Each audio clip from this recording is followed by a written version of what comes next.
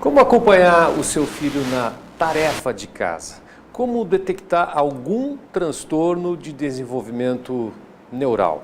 Um autismo, um déficit de atenção e também como lidar com as tecnologias. Esses são alguns dos temas dessa noite do Escolha Escola e por isso a gente convidou aqui a psicóloga Carolina Braga. Boa noite, obrigado pela participação. A Carolina, que é graduada pela Universidade de São Paulo, a USP de Ribeirão Preto, é neuropsicóloga pelo Instituto de Psicologia, Educação, Comportamento e Saúde de São José do Rio Preto e também trabalha como consultora educacional na área clínica com transtornos de neurodesenvolvimento, que a gente já vai detalhar um pouco mais sobre o que é isso. Trabalha ainda na divulgação de materiais sobre aprendizagem no canal Desenvolvimento Saudável por Carolina Braga. É uma youtuber. Sim. Então a gente vai tratar desses assuntos todos aqui, contamos com a participação dos pais, de todo mundo que nos assiste, para colaborar, para mandar dicas, perguntas e comentários. E o Rafael Pasquim também vai participar dessa entrevista, não é, Pasquim? É isso mesmo, Chico, boa noite para todo mundo aí que está acompanhando a gente. E Fabiola Medeiros e suas participações aí das Estamos aí, internautas. Dando atenção para você que nos acompanha pelas redes sociais, respondendo os seus recadinhos. Pode mandar sua pergunta, seu boa noite, que a gente vai retribuindo aqui essa atenção de vocês. Carolina, eu gostaria que você falasse um pouquinho do seu trabalho clínico, né? Que tipo de situação que você atende, quem é o seu público, são os pais de alunos, que problemas eles trazem? Ótimo, bom, boa noite a todos. Queria agradecer mais uma vez o convite e parabéns por essa iniciativa, porque a gente precisa cada vez mais ajudar as famílias, né, e as escolas a gente caminhar junto.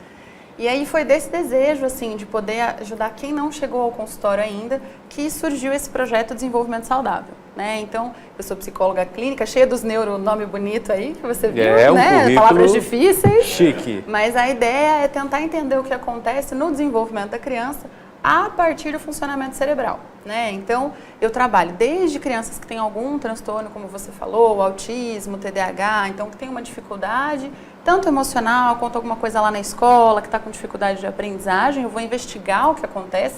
Então, eu faço um tipo de avaliação que chama avaliação neuropsicológica, né? Que o objetivo é esse.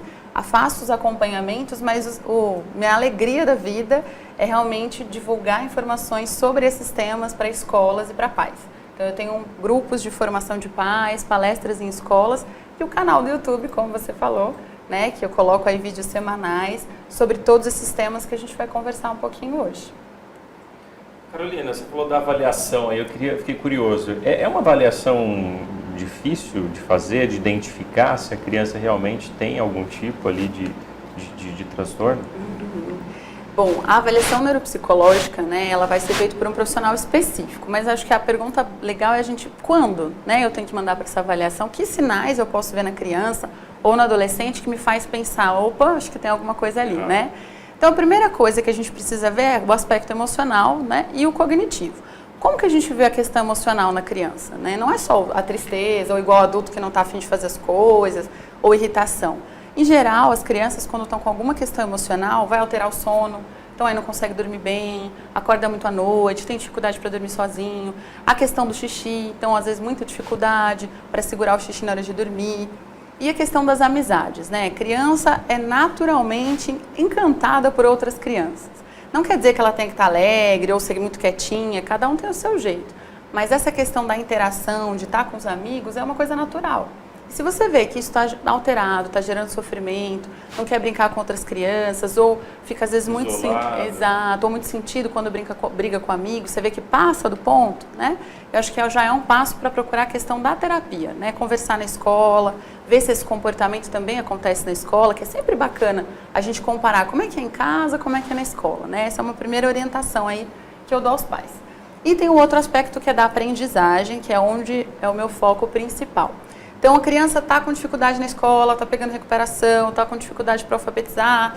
O que está acontecendo? Acho que o primeiro passo é tentar ver se tem alguma coisa física atrapalhando. A criança está enxergando bem, está ouvindo bem, que às vezes a gente esquece, né? E aí, por uma bobagem, a gente acha que a criança tem um grande transtorno. Então, a primeira coisa é a gente conferir esses aspectos básicos, assim. Passado isso, não, foi no oftalmo, Carol, tá tudo bem, da parte auditiva tá tudo bem, fui no otorrino, tá zerado. O que será que pode estar atrapalhando o meu filho de aprender? Então, acho que o primeiro passo é conversar com a escola, eles percebem alguma coisa, é só em casa, não é? Qual matéria? Tem alguma específica ou não? Consegue entregar as tarefas? Então, tudo isso vai fazendo a gente entender se é uma dificuldade, às vezes, de se organizar, uma dificuldade na aprendizagem mesmo, né? Então, feito esse primeiro passo, aí vale a pena. Olha, não, eu vi que meu filho está enxergando, está ouvindo bem, a escola também percebe, a escola vê que não é só uma questão de organização, acho que é hora de investigar. E aí, nessa avaliação, a gente faz testes mesmo, de atenção, de memória, exatamente para pensar o que pode estar atrapalhando. E aí, pode ser que a gente chegue num diagnóstico, né, uma sugestão do que pode estar acontecendo, ou não, a gente só vê o estilo de aprendizagem da criança. Então, isso também é muito bacana, porque você pode... Tem gente que é mais visual, né?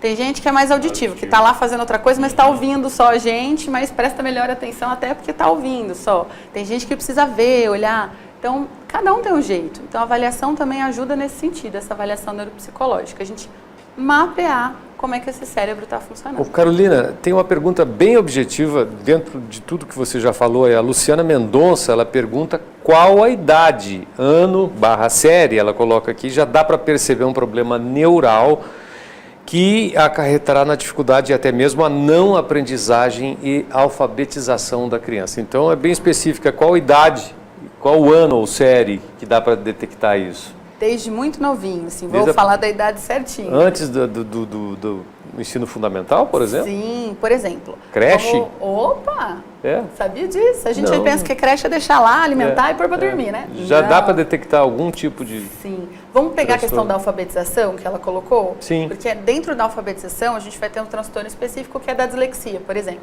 né? Então, cada tipo de aprendizagem a gente vai ter uma idade diferente.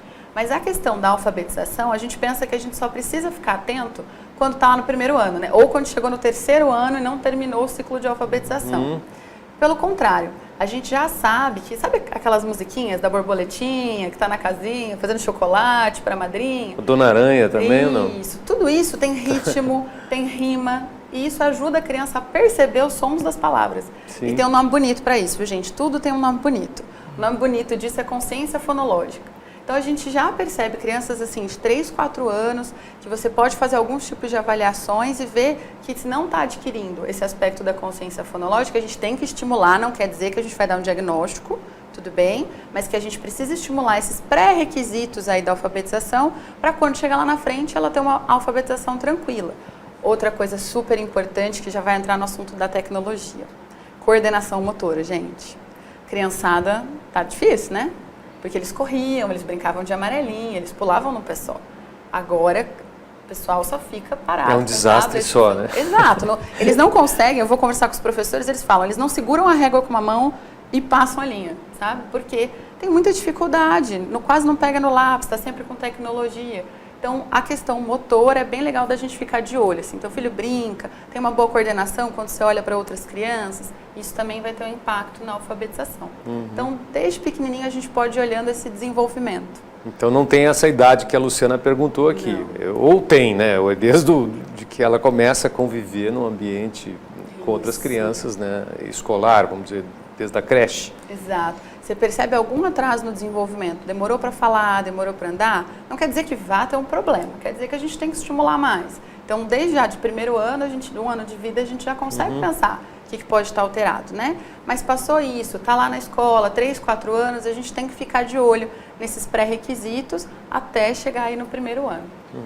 Carolina, você falou da coordenação motora. Tem um dos seus vídeos lá no seu canal que você fala da letra, né? Sim. Que muitas vezes os pais falam, a letra do meu filho é horrível, né? E isso pode ser um sinal também da dificuldade de coordenação, ou mesmo porque agora está todo mundo acostumado a digitar e não está escrevendo, ou pode ser outra coisa ainda? Sim, as 3 opções. Tem um nome bonito para isso também, que é a disgrafia. Então, dentro dos transtornos de aprendizagem, que podem impedir uma criança de conseguir aprender, por exemplo, leitura e escrita, a gente tem a disgrafia, que é uma dificuldade em fazer um movimento adequado que produz as palavras, né? Então, a criança, na oralidade, se você perguntar, ela sabe tudo, né? Ela consegue ler e consegue responder tudo oralmente. Mas, na hora de fazer o movimento da escrita, é aquela letra bonita. Mas, Carol, toda criança, aliás, todo adolescente, porque tem uma fase que eles não querem mais saber disso, de escrever, né? Tem a letra feia? Tem, mas se você estimular, se você treinar, você dar uma apertadinha, melhora. No caso da disgrafia não adianta apertar, né? A criança tem um cansaço mesmo, você vê que é um esforço, e isso começa a gerar muitos prejuízos, porque ela tem dificuldade até para se organizar na linha. Então não consegue escrever na linha direito, não usa o espaço da linha inteiro. E também pode estar dentro de outro transtorno, que é o transtorno do desenvolvimento da coordenação, que aí a criança tem uma dificuldade global, então ela tem muita dificuldade às vezes para se alimentar sem derrubar, para abrir um pote, né, para conseguir abrir o lanche, nos esportes vai ter dificuldade. Então por isso que essa questão da parte motora é bem importante.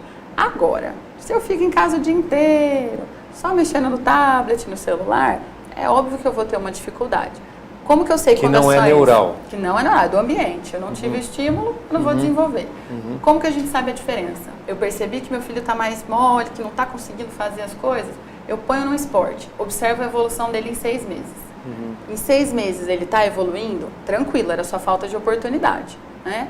6 meses não está evoluindo, talvez é o caso de procurar uma terapeuta ocupacional, é um período, outro profissional. Assim, de referência para observação. Isso. 6 meses. É, que aí se eu tiver o treino, eu vou conseguir. Então, se você treinar 6 meses uma coisa que você não sabe, você vai melhorar. Agora, se for uma questão neurológica, você vai precisar de mais de 6 meses e de um profissional especializado, não só o esporte. Tá certo. A gente vai fazer só um intervalinho. O Escolha a Escola volta já já.